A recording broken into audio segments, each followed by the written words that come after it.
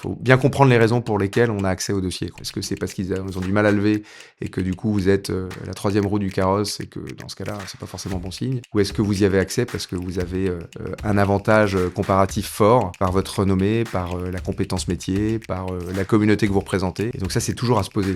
Faut garder l'humilité, de considérer que les deals viennent pas à vous parce que ils viennent à vous parce que vous avez du cash surtout.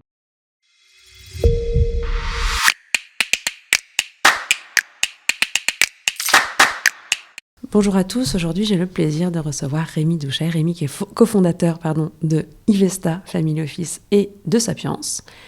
Ivesta, qui est un family office implanté à Paris, un des plus gros en France, si je me trompe, Rémi, c'est bien ça? Confirme.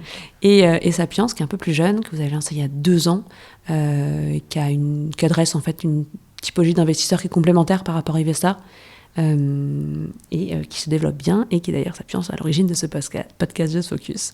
Merci beaucoup d'être avec nous, Rémi. Aujourd'hui, tu vas bien?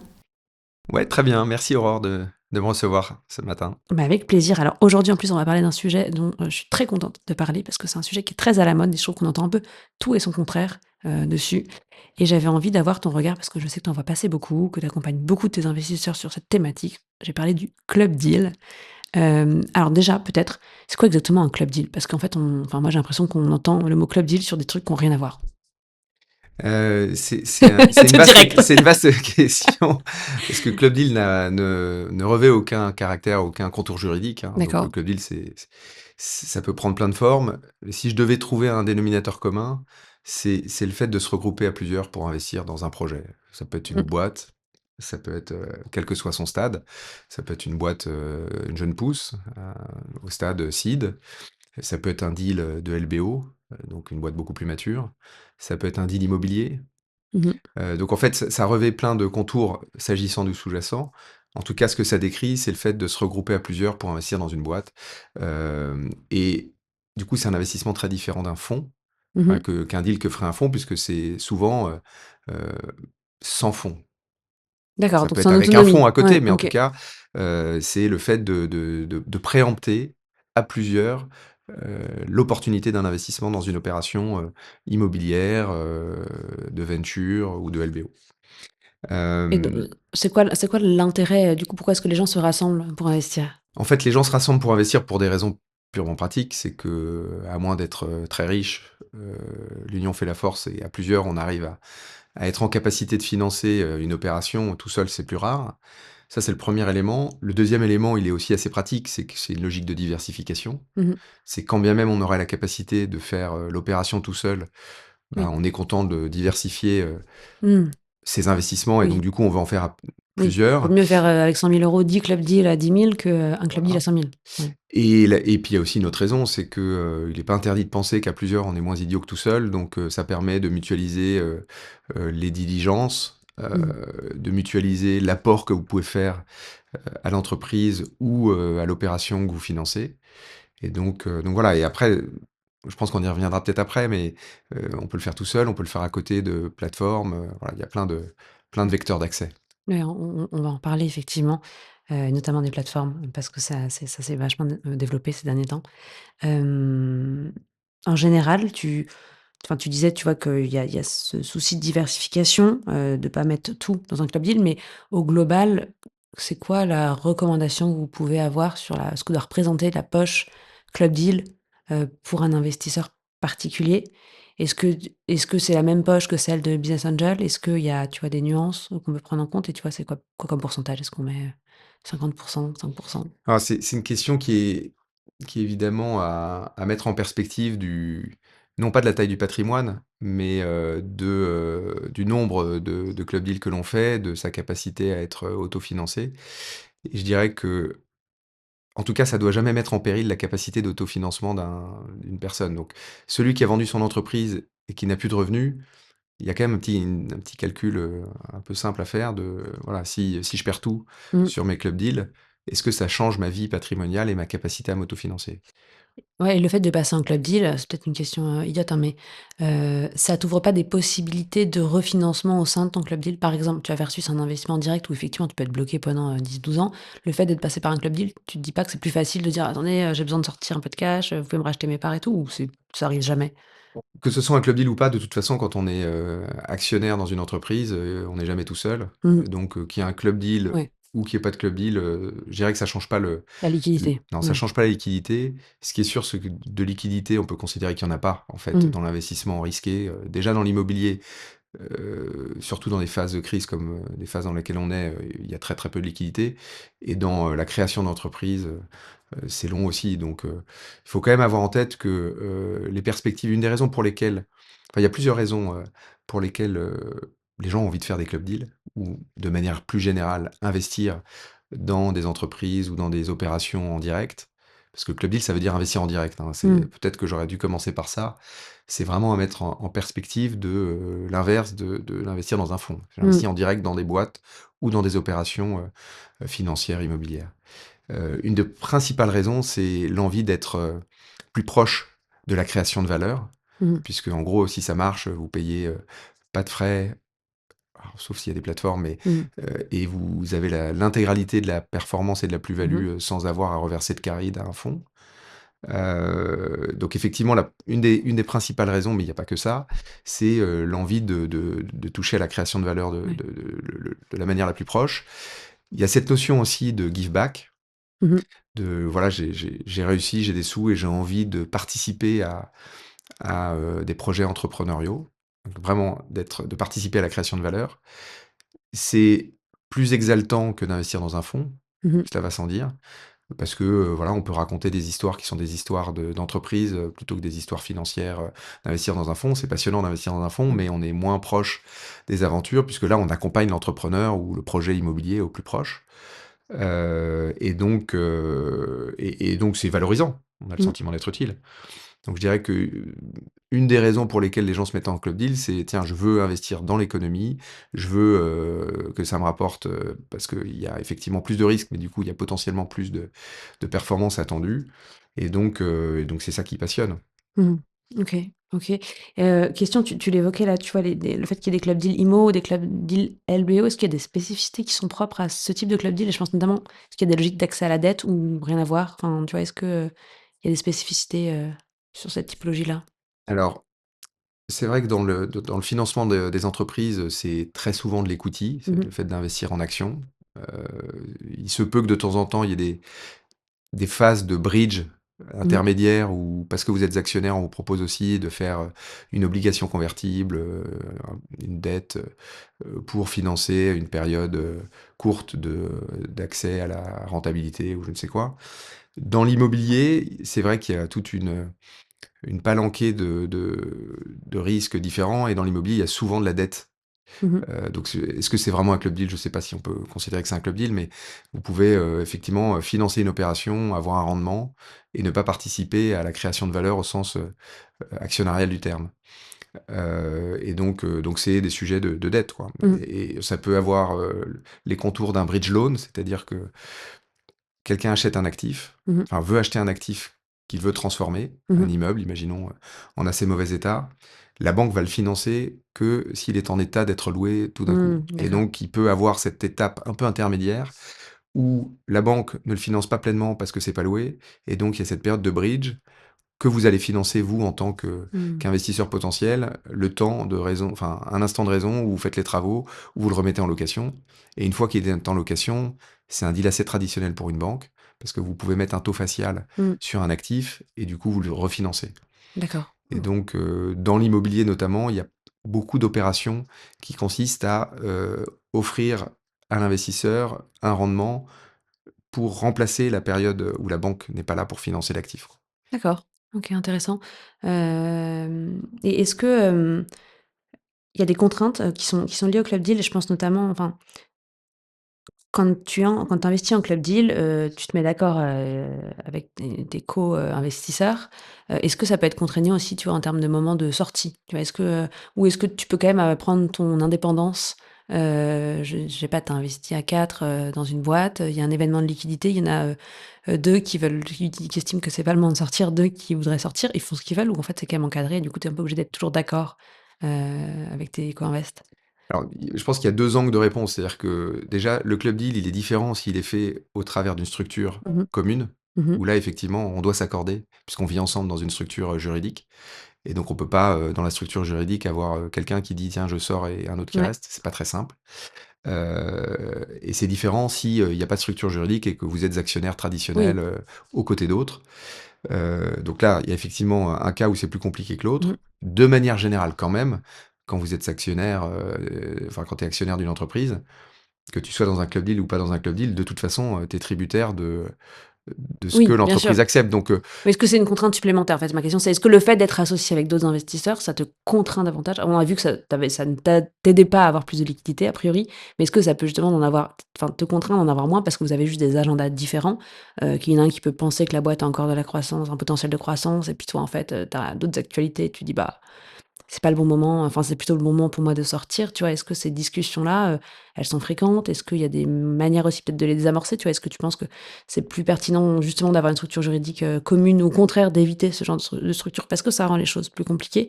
Ou est-ce que c'est vraiment du cas par cas? Tu vois? C'est plus ça que je voulais, ce qui est sûr, c'est que si on se positionne du côté de l'entrepreneur, pour ne Mmh. parler que de l'investissement en equity, l'entrepreneur sera heureux d'avoir, quelqu'un qui parle d'une seule voix, Mmh mh. qui est réuni dans une structure, surtout s'il y a, 15, 20, 30, actionnaires. Le Mmh. club deal, il est souvent, en plusieurs dizaines, c'est rare de faire un club deal à deux trois. Oui, d'accord. Et donc l'avantage de se regrouper dans un format de structure juridique, c'est surtout de pouvoir négocier Mmh. en une seule voix. Et donc moi j'y vois un intérêt, c'est surtout que, ben, quand tu négocies des conditions, de manière unie, ça permet aussi si cette structure est encore unie, 4 ans après, de pouvoir dire, bah, voilà, parler d'une seule voix. On a envie, enfin parce qu'on est au board, on donne tel input à la société où on est l'entrepreneur. On a fixé des conditions qui sont très alignées, avec un point de rendez-vous, une clause de rendez-vous au bout de 5 ans. C'est plus facile de négocier quand on est 20 Mmh. que quand on est tout seul. D'accord. Donc je dirais que ça a cet avantage-là notamment. Mmh. En revanche, ça change pas le fait que si la boîte va pas bien, Oui, bah, non. à la fin, on peut pas créer de la liquidité, s'il y a personne qui est là pour Ouais, acheter la bien sûr, position quoi, bien ou sûr. reprendre, Et les cas de figure où tu co-investis en club deal avec un fonds, qu'est-ce que ça apporte ou qu'est-ce que ça enlève potentiellement aussi? alors dans ce cas-là, on appelle ça plutôt un Ouais. co-investissement, même si le contour du club deal, est pas très éloigné, mais souvent le club deal, il est sans fonds. Le co-investissement a, beaucoup de vertus, notamment le fait d'arriver avec une grosse poche qui négocie pour le compte de 2, c'est-à-dire le fonds et les co-investisseurs. Ça, c'est un avantage, considérable et puis, c'est lui qui opère l'opération. C'est-à-dire qu'il a fait Mmh. la diligence, il a fait les négos. C'est lui qui, accompagne l'entreprise au quotidien et qui a un agenda, très déterminé de sortie à 3, 4, 5 ans, 7 ans et donc vous êtes dans sa roue, quoi. Mmh. Donc OK. ça, c'est un gros avantage.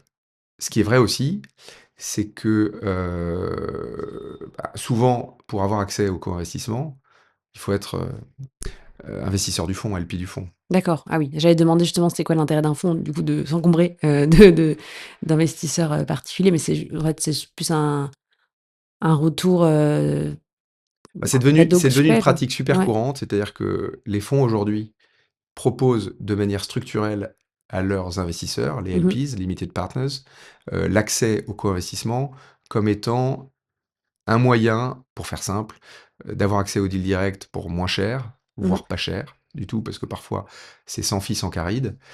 C'est très rare, mais ça arrive et du coup, ça permet pour l'investisseur, institutionnel qui investit dans le fonds d'abaisser son coût moyen, d'accès, à l'investissement. Il existe des fonds qui proposent du co-investissement à des investissements externes. Alors là, évidemment, il y a, des fees et du caride et dans ce cas-là, c'est aussi un moyen d'avoir accès à de l'investissement, en ayant en tête, une grande conviction qu'on porte chez Sapiens et chez Ivesta, c'est que les bons deals vont aux bons investisseurs et qu'il y a quand même un grand risque, de manière générale, d'adverse selection. C'est-à-dire qu'il ne faut pas minimiser le fait que les bons deals se financent, même dans des contextes où l'accès au capital est plus compliqué, en tout cas, en ce moment. Les bonnes opérations, les bons deals immobiliers et les super boîtes, qu'elles soient jeunes ou moins jeunes, trouvent leur financement quand elles sont, des pépites. Et Mmh. donc voilà, le club deal, faut aussi avoir en tête que, faut bien comprendre les raisons pour lesquelles on a accès au dossier, quoi. Est-ce que c'est Ouais. parce ils ont du mal à lever et que du coup vous êtes, la troisième roue du carrosse et que dans ce cas-là, c'est pas forcément bon signe? Ou est-ce que vous y avez accès parce que vous avez, Un un avantage avantage, comparatif par rapport aux comparatif autres. fort par votre renommée, par, la compétence métier, par, Par la votre communauté que vous réseau, bien sûr. représentez Oui, bien sûr. et donc ça, c'est toujours à se poser. Mmh. Faut garder l'humilité, de considérer que les deals viennent pas à vous parce que vous avez ils viennent à vous parce que vous avez du cash surtout. Ouais. Oui, c'est ça. Ouais. C'est pas autre chose que ça, Et ouais très et souvent. ouais et c'est bien parce que ça me permet d'introduire ma question suivante. Tu vois, je voulais te demander, ton avis sur les plateformes de Club Deal parce que instinctivement, je me dis un peu, bah, les entrepreneurs, enfin, les deals qui ont besoin d'être sur des plateformes, du coup, c'est plutôt ceux qui ont pas réussi à se financer, par ailleurs? Ou est-ce que, tu peux quand même trouver des bonnes opportunités sur des plateformes? Toi, c'est quoi ton regard sur ces plateformes de Club Deal qui sont beaucoup développées ces dernières années? Alors, je pense que déjà, il y a deux types de plateformes. Il y a des plateformes qui, elles, sont plutôt dans la tuyauterie, Mmh mh. c'est-à-dire qu'elles aident l'ergonomie, du deal pour que le deal se fasse et pour faire le reporting. Il y a des boîtes comme Roundtable, Tilia qui font ça et puis il y a les plateformes qui apportent du sourcing. Mmh. De manière générale, que ce soit l'une ou l'autre, ce qui est sûr, c'est que ça apporte énormément d'ergonomie. Oui. Puisque ça permet à l'investisseur d'avoir un véhicule qui est construit, parfois c'est même éligible, à, au POA ou je ne sais quoi, donc c'est quand même assez avantageux. C'est une simplification administrative, à la souscription, pour suivre l'opération, pour débloquer l'opération. Hem, Moi je dirais que j'ai toujours en tête cette notion d'adverse selection, c'est-à-dire qu'en théorie, les plus belles opérations se financent pas via les plateformes, parce qu'elles se financent soit par des fonds, soit par une communauté de business angels. En revanche, malgré tout, il y a des bonnes raisons, quand on est entrepreneur enfin, il peut y avoir des bonnes raisons de choisir une plateforme, notamment quand on est dans des secteurs B2C. Ça peut être un moyen de rayonner, ça peut être un élément de Mmh. marketing, ça peut être un élément très différenciant pour chercher son marché et pour, lever des sous avec, des potentiels utilisateurs, des potentiels prescripteurs. Donc il y a aussi cette vertu des plateformes, c'est, de permettre de démocratiser, l'usage d'un nouveau produit, Oui, en mode consumer, ouais, en mode comme consumer. Ulule, le faisait à un moment. Il y a des Exactement, gens qui faisaient des financements Ulule, pas parce qu'ils avaient besoin d'argent, mais juste parce qu'en fait, d'être dans la newsletter d'Ulule, ça faisait que tu faisais exploser ton CA, quoi. exactement. Ouais. Donc voilà, ce qui est vrai, c'est que ça permet aussi d'avoir accès à, enfin bref, d'ouvrir le carnet d'adresses de ces plateformes à des gens qui lèvent des sous et qui sont pas forcément connectés au marché. Soit parce que, ils savent pas lever, soit parce qu'ils ont pas envie de passer du temps à lever, soit parce qu'ils sont isolés et que c'est, le moyen pour eux de faire du marketing de Mmh. leur levée de fonds. Et est-ce que tu trouves à contrario qu'il y a certains types de sociétés qui sont sous-représentés ou mal représentés sur ces plateformes, alors que pourtant ça représente des bonnes opportunités? Alors, c'est sûr qu'il y a un biais de et moi je l'ai vécu à titre perso notamment, c'est que souvent on investit dans ce qu'on comprend. Oui, On bien sûr. investit dans ce qu'on comprend et on investit dans ce qui nous est présenté. Mmh.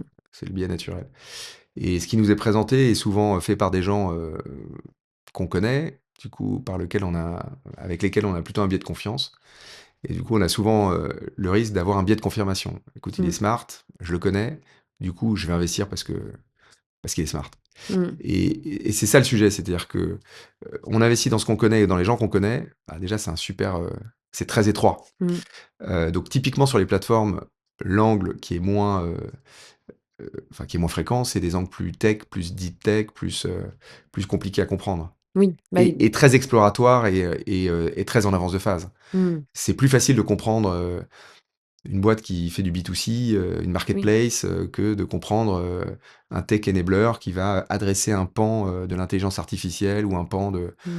de la deep tech dont on aurait du mal à comprendre l'usage alors que pour autant c'est peut-être extraordinaire.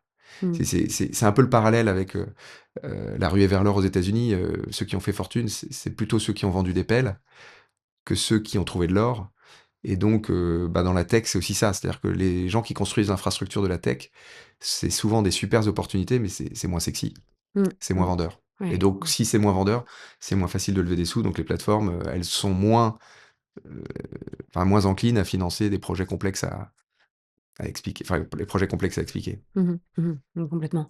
Et justement, tu vois, si on essaie de sortir de ce rapport un peu émotionnel de: «Ça me plaît, ça représente ça confirme quelque chose chez moi et tout», et qu'on essaye d'être beaucoup plus rationnel dans notre manière d'analyser les deals, c'est quoi pour toi les points importants à checker, avant, d'entrer dans un deal? Bah, déjà, peut-être pour revenir à un sujet que j'ai omis de mentionner, c'est que le principe du club deal, c'est la réunion d'investisseurs. Mmh mh. Quand on dit réunion, il y a cette notion de d'effet moutonnier qui est aussi un énorme risque. Parce qu'on a souvent tendance à dire, tiens, il y a tel super investisseur qui a investi. Je donne un exemple, Xavier Niel, qui lui investit dans plusieurs centaines de boîtes. C'est un signal très positif. Mmh. Mais lui, il n'a pas le même montant de capital à investir que l'investisseur traditionnel, et il investit dans 200 boîtes, Mmh. voire plus. Oui, bien sûr. Donc en fait, l'effet moutonnier de il y a quelqu'un super smart qui investit des sous, il faut le mettre toujours en perspective de qu'est-ce que ça représente dans son patrimoine. Oui. Et est-ce qu'il en a fait 100 ou est-ce qu'il en a fait 2? Et donc cette notion de je ne veille pas à faire une diligence solide parce qu'il y a quelqu'un de smart à côté de moi Mmh. qui l'a faite, et en fait personne ne l'a faite parce que celui sur lequel vous comptez, en fait, il a compté sur le voisin d'à côté, puis en fait personne. Ouais, tout le monde Hein, a donc pensé c'est que une les due autres avaient diligence en réunion vérifié, et en ouais. fait personne n'a fait la diligence. Donc ça c'est quand même un vrai sujet. Hein, Ouais, c'est ce qu'on complètement. appelle le club deal mondain. Donc énorme point Et à checker aussi énorme point avant, à checker, c'est-à-dire que si on fait confiance au voisin qui ouais, fait confiance au voisin et personne n'a vérifié, ouais. et si on fait juste confiance au brand name du tour de table, hein, parce que très souvent, moi je l'ai vécu pour des clients d'Ivesta, j'investis parce qu'il y a un tel qui est super smart qui investit. Mmh. C'est pas une garantie, c'est pas garantie sur facture, quoi. Ouais, c'est clair. Tu Donc connais ça, pas c'est le ses premier conditions, bien élément. sûr. Le deuxième élément quand même, c'est que malgré tout, suivant la taille des tickets qu'on met dans un club deal, ben, la capacité de négociation, elle est pas toujours énorme. Et Ouais. donc, parce que personne se pose la question, donc en fait, on finit par accepter les conditions, et que ce soit en direct ou dans un club deal, ben, finalement, le fait d'être tout seul et pas à côté d'un fonds, ben, on oublie les best practices. Mmh mh. Heu et puis, heu et puis, alors pour revenir à la question que tu me posais, qui était, quelles sont les choses auxquelles il faut prêter Mmh. fortement attention quand on investit dans un club deal? Bah, c'est notamment ce qu'on évoquait tout à l'heure, dans les diligences, il y a, ce qui est très compliqué, c'est, savoir quel est le marché adressable, Mmh mh. savoir, où en est l'entreprise. Est-ce que j'investis, au tout début? Mmh mh. Est-ce que c'est une entreprise qui va avoir besoin de beaucoup de capitaux pour se développer? Et dans ce cas-là, elle va devoir faire beaucoup de levées de fonds. Et du coup, moi, petit actionnaire, même avec mes copains, bah, je vais être dilué, donc il va falloir que je remette. Mmh mh. Donc ça, si je suis pas capable de suivre dans tous les tours, bah, à la fin, les 10 que représente, l'ensemble de mes amis, bah, elle va passer à 8, à 5, à Mmh. 6. Et là, forcément, si vous suivez pas, vous êtes dilué. À la Mmh. fin, c'est une histoire de taille de gâteau, quoi. Mmh. C'est quoi le problème d'être dilué? Alors c'est vrai que la dilution, on en parle peu, Ouais, mais c'est pour ça que je te pose la question, ça ça c'est un truc qui est c'est essentiel, c'est qu'à la fin, un gâteau, il vaut mieux avoir une grosse part, oui, d'un petit gâteau qu'une toute petite part d'un très gros gâteau. ouais. Et pour expliquer un peu la notion, c'est que, dans des entreprises à forte intensité Mmh mh. capitalistique, où il y a beaucoup de coûts, parce qu'il y a beaucoup de salariés, soit vous avez la capacité de le financer parce que la boîte est très rentable, Mmh mh. soit vous levez de l'argent. Mmh mh. Et quand vous levez de l'argent, bah, vous devez, donner des parts de gâteau à plus de gens. Bien sûr. Et donc si vous, votre part de gâteau, vous continuez pas à remettre des sous, votre part de gâteau Mmh. diminue. C'est une histoire de pourcentage. Ouais, bien sûr. Et donc à la fin, quand vous revendez l'entreprise, c'est toujours un gâteau, sauf que votre part de gâteau est plus petite, et donc vous avez moins de sous Mmh. dans l'équation, finale. Oui. Et donc cette notion de dilution, elle est essentielle, elle est souvent peu vue, peu regardée, parce que, c'est pas que c'est compliqué à calculer, c'est enfantin, mais on se pose moins la question de savoir combien j'ai du capital et quel est le facteur de dilution. Mmh mh. Et c'est notamment un des sujets, quand on regarde l'investissement dans une entreprise, c'est: est-ce que j'investis en actions ordinaires? Est-ce que j'investis dans des actions préférentielles? Est-ce que, à l'occasion de levées, successives, je vais avoir la capacité de suivre ou pas? Et donc voilà, donc c'est vachement important de regarder en fait, ce qu'on appelle le waterfall, ou alors, la liquidation préférentielle, afin de savoir, est-ce que je suis payé en premier, c'est-à-dire est-ce que, ou je suis le dernier à être payé? Et dans ce cas-là, si c'est le cas, ce qui est souvent le cas quand on investit au départ, bah, c'est super risqué. C'est-à-dire vous Mmh. pouvez avoir participé à l'éclosion d'une pépite Ouais. extraordinaire Ouais. qui vaut plein de sous quand elle est revendue, et vous vous retrouvez à ne gagner absolument rien parce que vous êtes le dernier à être payé. Tout simplement parce que dans les tours successifs, les séries B, C ou D sont faites avec des actions de préférence qui, elles, passent devant vous. Mmh. Et donc cette notion-là, évidemment, elle est évidente, quand on en parle, mais elle est souvent assez peu regardée. Donc ça, c'est, en fait, ce que tu nous dis à travers ça, c'est que c'est ultra important de regarder aussi les conditions, de détention des titres, je sais pas quel est le terme exact, au avant d'entrer dans un Bah, deal de parce savoir la que nature des titres que ouais, tu bah, achètes. ouais, Alors, ce qui est sûr, c'est quand tu es au début et que tu es business angel, tu achètes des titres qui sont souvent des titres, ordinaires, oui, comme les fondateurs. oui. Et plus la boîte est mature, plus la valorisation est élevée, plus ceux qui vont rentrer vont être exigeants, en fait, sur le rang de préférence. Mmh. Et c'est Et ça ça, le tu peux sujet. pas le border avant. Tu peux pas dire: «Moi, je rentre maintenant, mais vous vous engagez à faire rentrer personne, sur un niveau de préférence supérieur au mien, par exemple. Ça peut être discuté, mais ce qui est certain, c'est Ouais. que l'entreprise a besoin de se développer. Donc, Ouais. est-ce que je vais être en capacité de dire: «Non, tu lèves pas d'argent», heu, au risque de faire mourir l'entreprise? Bah, oui, non, tu peux pas, Et donc, bien en sûr. fait, ce qui se passe, c'est que l'opération a lieu. Et celui qui arrive, il dit: «Bah, moi, je mets 5 000 000 dans l'entreprise, mais que sous certaines conditions». Mmh. Et donc, en fait, Et tout le monde on se pousse plie. les actionnaires historiques à accepter les conditions. Oui, bien sûr. Oui, parce qu'ils Donc, en ils fait, font c'est pas le comme ça que poids. ça se passe. C'est-à-dire que oui, j'ai envie de m'en prémunir, moi, quand j'entre dans l'entreprise, mais mon pouvoir Mmh. de négo, quand l'opération arrive et quand l'entreprise se développe, c'est de dire: «Bah, de toute façon, si je refuse, Tu vends tes parts, en fait. Enfin, voilà, généralement, bah, je j'imagine que tu as vends». des possibilités de sortie dans ces moments-là. Enfin, on Non, dit parce que généralement, ceux qui rentrent dans les tours successifs, ils viennent pas pour faire du secondaire, ils viennent pour mettre des sous pour que l'entreprise ouais. se développe. Oui, oui, c'est vrai. Oui, donc Ils ils vont viennent pas racheter les parts. financer de l'investissement et pas du financement Oui, oui, d'actionnaires. mais c'est pas du cash out d'actionnaire, ouais, bien sûr. Ça peut arriver, mais dans des phases très matures Ouais, où il y a d'accord. des fonds qui veulent rentrer, qui veulent nettoyer la table de Mmh. capitalisation. Ça, c'est assez fréquent parce que c'est plus facile de revendre une entreprise avec peu d'actionnaires et des Mmh. actionnaires professionnels que d'avoir une foultitude de Des petits petits, business angels. mmh. OK. Donc ça, c'est un point vachement important, c'est de bien prêter attention à la nature des titres et de bien avoir en tête ce qui n'est pas négociable ex ante et ce que vous allez subir dans les tours successifs. C'est-à-dire les rendre priorité au moment de la liquidation ne voulant pas forcément dire faillite, mais Oui, au moment de la vente des titres, la ouais, bien sûr. liquidation des titres.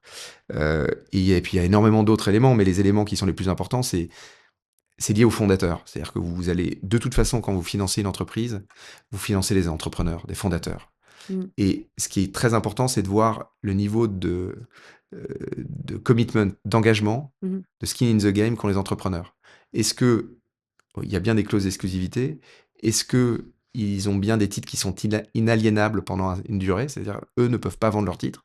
D'accord. Parce que si vous investissez dans une équipe et que cette équipe, au bout de 2 ans, pour plein de raisons diverses et variées, décide de s'en aller, de vendre leurs titres, bah, vous avez investi dans un projet où, bah, qui est brinque-ballant parce que ceux que vous avez, backés, en fait, disparaissent.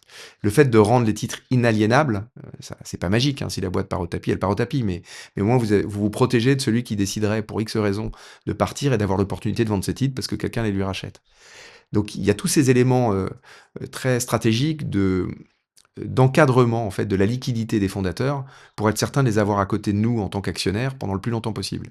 Avec toutes les clauses de bad liver, good liver, Mmh mh. qui font que potentiellement, si quelqu'un part à la concurrence, ses titres sont fortement impactés ou décotés. Ça, c'est les clauses de bad liver. Faute, départ à la concurrence, bah, vous êtes content, vous, en tant qu'actionnaire, que ce soit pas une bonne affaire pour le fondateur qui s'en va. Mmh. Mmh. Mmh. Donc voilà, ça, c'est très important. Les éléments qui sont importants, c'est aussi ceux qui ont trait à la liquidité.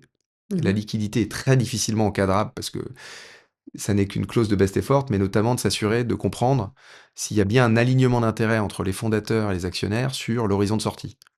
OK. Ça peut s'encadrer par des clauses de rendez-vous qui ne sont que des clauses de best effort, mais au moins elles permettent de mettre les pieds dans le sujet dès le départ en disant est-ce qu'on est d'accord sur le fait que dans 5 ans, dans 6 ans, dans 7 ans, on aura la possibilité de se mettre autour de la table pour évoquer la potentielle capacité d'avoir accès à de la liquidité, nous, petits porteurs, parce que nous, on n'est pas là pour 20 ans. Mmh mh. Mmh mh. Mmh. Et est-ce qu'il y a des conseils, qui peuvent, t'aider, tu vois, en tant qu'investisseur, à faire ce travail-là, tu vois? Alors je te pose la question, je pense que tu sais très bien pourquoi je te la pose, c'est bah, aussi parce que je sais que vous proposez parfois des club deals, par exemple, à vos clients, mais tu vois, si, enfin, j'entends bien, tu vois, les points à checker, mais en fait, c'est pas forcément à la portée de tout le monde. Tout le monde n'a pas forcément l'expertise pour procéder aux bonnes vérifications. Tu vois, qu'est-ce que, en tant que conseil, vous apportez, vous, dans ce type de structure? Et tu vois, si je me mets à la place d'un investisseur, s'il se dit: «Tiens, j'ai une opportunité, j'hésite», à qui est-ce qu'il peut s'adresser en miroir, tu vois, pour, faire ces vérifications-là et être un peu plus sûr, de là où il met les pieds? Il y a plusieurs moyens de répondre à cette problématique de se faire accompagner. Il y a des avocats Mmh mh. qui ont beaucoup de réflexes sur la rédaction et l'utilisation des best practices C'est des avocats, dans les pactes quoi? d'actionnaires. C'est des avocats d'affaires? C'est des C'est pas des avocats avocats. Alors les avocats d'affaires, eux, ils font en sorte que les entreprises se marient, ouais, divorcent ou se font racheter, mais des avocats enfin un des avocats avocat, spécialisés là-dedans? spécialisé, Dans les dans club les deals? deals. OK. Non, mais dans les deals de manière générale, ils savent lire, ils savent Mmh. rédiger, ils savent critiquer des pactes d'actionnaires. S'agissant de Sapiens ou d'Ivesta, en fait, nous, ce à quoi on procède quand un client veut investir dans un club deal, pas poussé par nous, c'est qu'on leur propose une trame de sanity check. Mmh. Mmh. C'est-à-dire qu'autant on considère que notre rôle n'est pas d'être, légitime ou capable de faire une analyse de marché, de est-ce que c'est une super boîte, une super opportunité, mais à minima de pouvoir, défricher les terrains de risque Mmh mh. et le sanity check, répond à ça. Et dans Mmh. le sanity check, il y a notamment toutes les best practices de tiens, c'est quoi la valo pour ce tour-là, quand on fait un tour de seed? En France, il y a quand même une récurrence, hein, de valo, il y a quand même un pattern. Mmh. Quelles sont les clauses les plus habituelles de non-dilution, d'exclusivité, de bad, de good liver, de waterfall, enfin tout ce qu'on évoquait tout à l'heure. Et donc le simple fait de cocher les cases, ça rendra pas l'investissement, magique, mais Mmh. ça évitera que d'un investissement, OK, on se retrouve à avoir des conditions catastrophiques et qu'on perde sa chemise, qu'on voilà. Mmh. Ça, c'est hyper intéressant et d'ailleurs, je pense qu'on ce qu'on va faire, c'est qu'on va, mettre, on va faire un document, en fait, qu'on va rendre téléchargeable, pour avoir ce sanity check parce que je trouve que c'est un point qui est primordial et que c'est pas forcément à la portée de tout le monde, que ça sera un livre qu'on mettra en téléchargement, dans la description de l'épisode, que je vous invite du coup à télécharger. Il sera gratuit, hein. On va faire on est sympa. En revanche, je pense que ça peut être un bon résumé et merci pour ces points-là. On va se Et ce qui est caler vrai, ça. c'est quand on investit dans une entreprise, on est passionné, en fait, par, le secteur, les entrepreneurs et on oublie souvent le côté juridique qui est Mmh. franchement, moins fun, hein, soyons clairs. À la fois parce que c'est moins fun et parce qu'on a moins de temps, on le regarde pas et heu et c'est souvent les zones d'attention et les Mmh. zones de risque, parce que c'est quand ça se passe mal que le fait d'avoir bien bordé le pacte d'actionnaires protège Mmh. l'actionnaire. Mmh. OK. Donc pour conclure, peut-être toi, la question qu'on se posait au début, c'était alors, est-ce que c'était une bonne ou une mauvaise idée, les club deals? Ah, j'imagine que tu vas me faire une réponse toute nuancée, mais, pour toi, c'est plutôt du coup quelque chose qu'il faut éviter ou, on peut y aller sous certaines conditions? Si tu Je vais pas devais faire une réponse de Normand, mais en tout cas, c'est une poche qui est souvent une poche plaisir mmh. et une poche de give back et donc c'est important aussi quand on a, la capacité de pouvoir financer, de pouvoir accompagner, de pas se restreindre et de pas se frustrer sur cet angle-là. Heu, Moi, je pense que c'est pas structurant d'un point de vue patrimonial parce que c'est risqué, c'est Mmh concentré. mh. Mais il y a des adages, qui sont très parlants de si tu veux être riche, tu te concentres et si tu veux, rester riche, tu diversifies. Warren Buffett l'a souvent dit. Donc bon, il n'est pas interdit de penser qu'on puisse, faire des super belles histoires, de performance.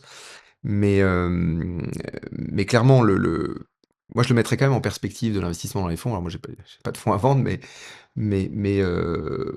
moi je trouve que c'est plus facile et c'est moins risqué de faire des co-investissements à côté des fonds Mmh. que de faire des club deals en direct, pour tous les paramètres qu'on a évoqués tout à l'heure d'adverse selection, de capacité de négo, d'alignement d'intérêts, voilà, c'est quand même compliqué, hein, le business angel et l'accompagnement d'entreprise quand c'est pas son métier et quand on n'y passe pas, Mmh. des heures carrées.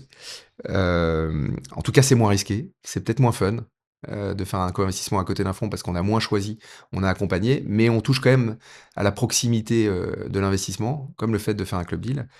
Mais de manière un peu plus générale, c'est que pour répondre à la question, c'est que si on a dit que c'était du plaisir et qu'il fallait pas se restreindre au fait de le faire, la vraie question, c'est de se poser, la question suivante, c'est: «Combien je peux mettre dans des club deals sans mettre en péril ma capacité, d'autofinancement de mes projets, de ma vie et tout ça?»